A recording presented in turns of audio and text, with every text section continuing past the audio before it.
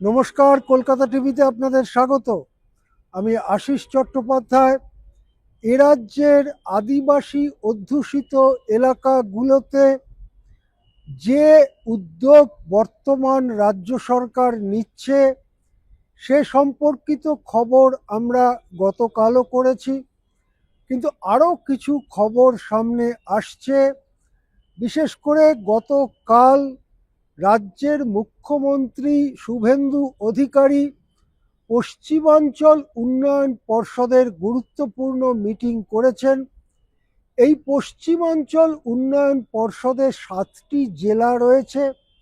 এই জেলাগুলি হল বাঁকুড়া, পুরুলিয়া, পশ্চিম মেদিনীপুর, ঝাড়গ্রাম, বীরভূম এবং পূর্ব ও পশ্চিম বর্ধমান।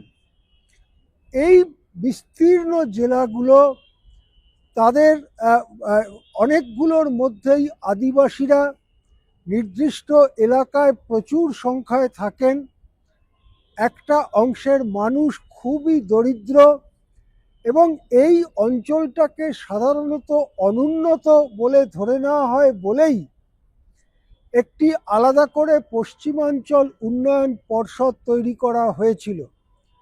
সেই পর্ষদের গুরুত্বপূর্ণ সভা শুভেন্দু অধিকারী করেছেন এবং তিনি বলেছেন যে প্রত্যেকটি অঞ্চল পিছু 50 লক্ষ টাকা করে উন্নয়নের জন্য বরাদ্দ করা হচ্ছে এবং সেই উন্নয়নের কাজ এই বর্ষা শেষে মাঠ শুকিয়ে গেলেই শুরু করা হবে।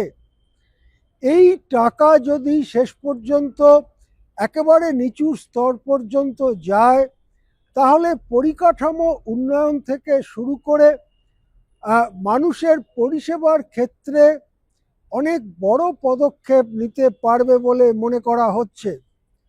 তিনি গুরুত্ব দিয়েছেন সমস্ত বাড়িতে, সমস্ত ঘরে যাতে নলবাহিত জল যায়, আবাস যোজনার টাকা যাতে ঠিকমতো সবাই পায় ইত্যাদি যে প্রকল্পগুলো, যার মধ্যে রয়েছে নতুন 125 দিনের কাজের প্রকল্প ভিবিজি রামজি, সেটার কাজ যাতে ঠিকমতো হয়।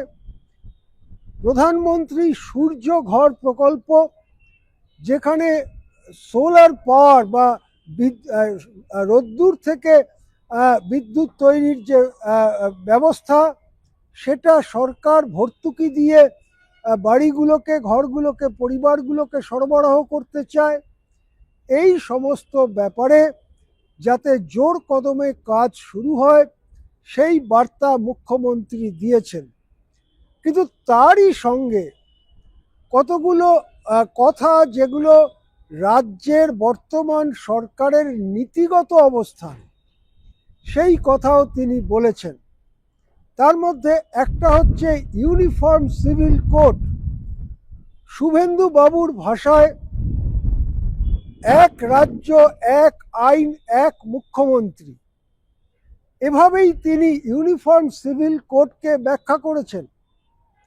তিনি বলেছেন ধর্মান্তরণ রুখতে কঠোর আইন আনার কথা ভাবনা চিন্তা করা হচ্ছে।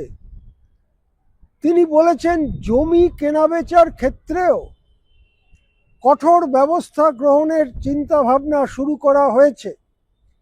এমনিতে আদিবাসীদের জন্য চিহ্নিত জমি অন্য কেউ গিয়ে কিনতে পারেন না, অনাদিবাসী অংশের মানুষ গিয়ে কিনতে পারেন না। আদিবাসীদের জন্য সংরক্ষিত জমি আদিবাসীদেরই থাকে। সেই জায়গায় দাঁড়িয়ে এই যে কথাটা জমি কেনাবেচার ক্ষেত্রে আরো কঠোর আইন আনার চিন্তাভাবনা সরকার করছে, সেটা কি ধরনের, কিসের জন্য, কোন উদ্দেশ্যে, সেটা অবশ্য শুভেন্দুবাবু পরিষ্কার করেননি, কিন্তু এই কথাগুলো তিনি বলেছেন। তার সাথে দুর্নীতি যেটা হয়েছে গত জমানায়, সেই দুর্নীতির বিরুদ্ধে কঠোর কথা তিনি বলেছেন এবং দুর্নীতি বন্ধে তাঁর সরকার যে বদ্ধপরিকর সেটা পশ্চিমাঞ্চল উন্নয়ন পর্ষদের এই বৈঠকে স্পষ্ট করেছেন মুখ্যমন্ত্রী। এখন যে প্রকল্পগুলোর কথা মুখ্যমন্ত্রী বলে এসেছেন, সেই প্রকল্পগুলো বর্ষার পরে যথাযথ তৎপরতায় শুরু হয় কিনা সেদিকে আমাদের নজর থাকবে।